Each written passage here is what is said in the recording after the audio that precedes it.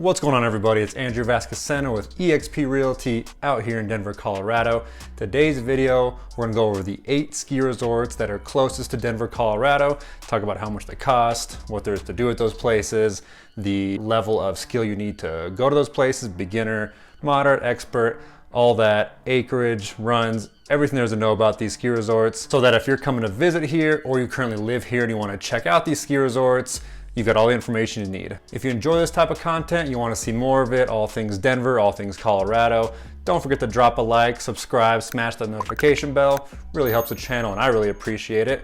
And of course, shameless plug, like I said, I'm a real estate agent out here in Denver, Colorado. So if you have any questions about moving out here, or you just want to come visit and you have some questions about where to go, feel free to reach out to my contact information below. Call, text, email, direct message online, comment down below, whatever works for you, reach out, I'll be happy to help. And with all that out of the way, let's jump in.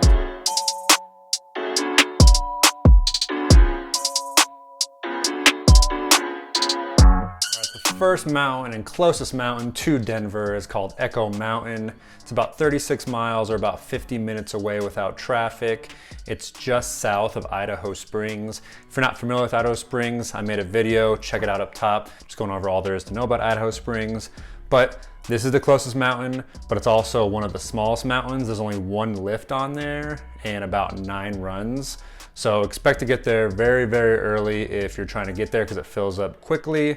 And it's mainly targeted towards beginners. So if you're just learning to ski and snowboard, or you want to make a quick trip and not drive all the way out to the further ones, this could be a great one to check out first. And it's also reasonably affordable compared to the other mountains. So the tickets, the lift tickets range around, I want to say about $50 to about $70, depending on if it's a weekday or a weekend or a holiday as well. And then they have different pricing for children and adults, and then discounted tickets for military, senior, first responders, all those groups. And they're also one of the few ski resorts that offer nighttime skiing. So they do have a nighttime lift ticket as well. Those also run about $35 for adults. So check their website, and I will link all these websites to all these ski resorts down below. So if you want more information about them, go ahead and drop down there and check them out. You can also rent your equipment at Echo. So if you don't have a skis or snowboard or any of the equipment to go with it, they have packages for about $42 for adults. And that includes your skis, your helmet, gloves, goggles, all that stuff.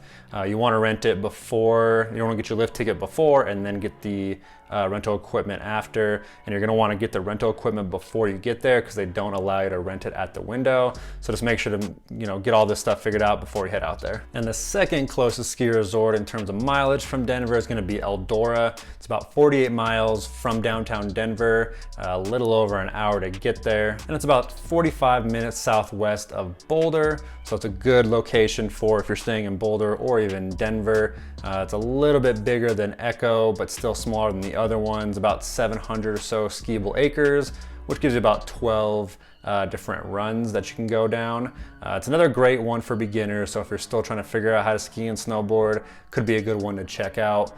There's not, unfortunately, a lot in the way of restaurants and shops like there is at your bigger resorts that we're gonna talk about later, but it's still a great one to go to, close to Denver, close to Boulder, and a good place to learn if you're just learning how to ski and snowboard. And probably the biggest benefit of Eldora is it's not on the I-70 corridor, which is where most of your resorts are gonna be at, so you won't get plagued with that traffic. Again, you'll probably still have some traffic getting there, but if you've ever been to the mountains and been to these ski resorts in the winter, you know that going on the weekends, your 1.5 hour drive that it usually should be will turn about 3 to 4 hours and bumper to bumper nonstop traffic. So it's a good one if you want to avoid that. And in terms of pricing, Eldora's lift tickets for a 1-day pass start about at $140 if you're doing the weekday, a little bit more if you're doing the weekend.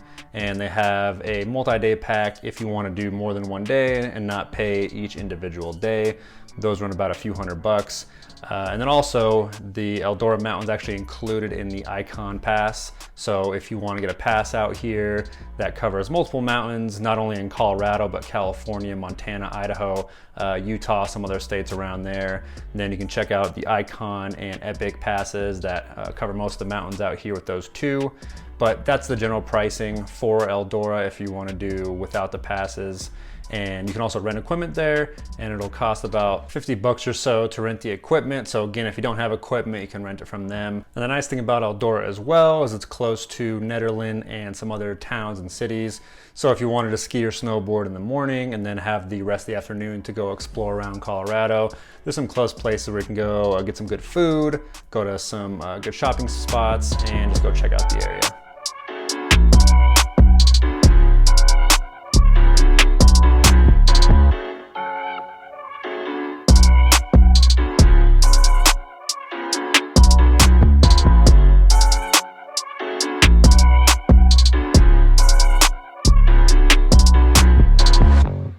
And number 3 on the list is the Loveland Ski Area.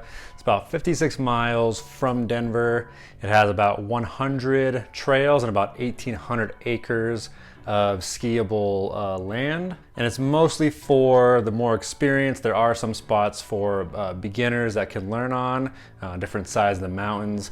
And it's not necessarily a resort, so there aren't any places to stay. That's why there's gonna be other places to stay outside. In terms of places you'll probably be staying, you've got Georgetown on one side, it's about 10 miles, and Silverthorne on the other side, it's about 10 miles as well. Those are the areas you might be staying in if you're staying in this area. And then also over there, they have all the shopping, restaurants, and that kind of stuff around. Number 4 on our list is Arapahoe Basin, also known as A Basin. It's about 63 miles from Denver, and it takes a little bit over an hour, again, depending on when you leave. It's part of the Icon Pass, so if you have that pass, you can get access to A Basin. It's a limited amount of days though, so you only get about 7 days there with that Icon Pass. If you don't have a pass, a day lift ticket will run you about $99. And then of course, if you need to rent equipment, much like the other mountains, it's gonna be about $50 or so to rent the equipment, skis, snowboards, and then some extra for the pants, jacket, helmet, all that kind of stuff. And one of the cool features about Arapahoe Basin is what they call the beach. It's the spot right in front of the mountain and the lifts where you can actually back up to it and pretty much tailgate there. It costs about $150 or so to reserve a spot, and you can have that spot all day, so you can back up and have your drinks, your food, host corporate events, host family events, whatever you want to do. So you're right there at the base. All you got to do is ski right over to the lifts, get lifted up to the top, and it makes it easy to go up and down the mountain as many times as you want, but also take a break quickly. And number 5 on the list is Winter Park. It's about 66 miles from Denver. Again, like the other ones, a little bit over an hour, depending on traffic on I-70. It is also part of the Icon Pass, but you actually get unlimited amount of days there instead of just a certain amount. And it'll cost you around $150 for a day pass to go ski there. And much like the other resorts, it'll be about $50 to rent the equipment. And another nice thing about Winter Park is you have a lot of places to stay at the base of the mountain. There's about 3,000 skiable acres with 166 trails. And it's one of the oldest operating ski resorts in Colorado, dating back all the way to 1940. Number 6 on our list is Keystone Ski Resort. It's about 69 miles from Denver. Again, a little over an hour depending on traffic. And it's part of the Epic Ski Pass. And if you don't have the Epic Ski Pass, you're looking at about $145 or so for a day pass. Again, like all the other ones, about $45 to $50 to rent equipment, skis and snowboards. It has about 3,100 skiable acres. And it's a great place for all skill levels, so beginner, intermediate, or experienced. You've got plenty of runs to go on. And much like Winter Park, you've got a lot of hotels and different places to stay at the base of the mountain. Great little town, great little area to go around, so plenty of shopping and restaurants. And number 7 on our list is gonna be Copper Mountain. It's about 77 or so miles from Denver. This is one of the more popular ski resorts. It's part of the Icon Pass. And then again, if you don't have the Icon Pass, it's about $99 or so starting for a lift ticket. Of course, it can be different based on weekdays or weekends. And you already know what the rentals are gonna go, 45, 50 bucks, pretty general all around the board. And there's about 2,500 acres and about 140 or so trails. So plenty of trails to go on, plenty of area to ski on. And then once you're done skiing there, if you wanna go check out some towns, you've got a short drive to Dillon and Frisco. Great little towns nearby. I actually made a video about those as well. Go and check it out if you haven't already to figure out what there is to do around there.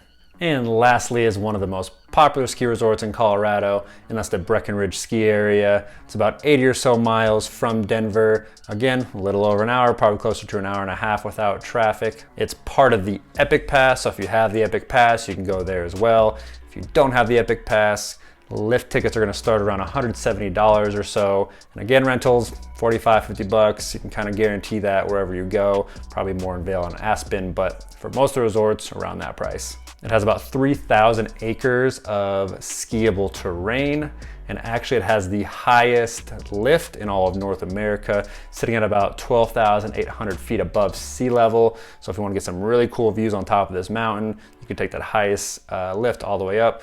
Just make sure you can get down, or you're comfortable getting down, because it's really high up there. And of course, Breckenridge is just a great place to go check out. Cool little town, so many restaurants, so many bars, so much shopping, so plenty of stuff to do in Breckenridge.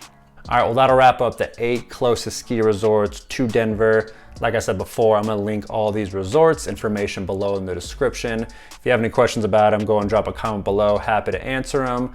And of course, if you're looking to move out here, I'm a licensed realtor. Feel free to call, text, email, whatever works, at my information below. And I appreciate you guys watching, and I'll see you on the next one.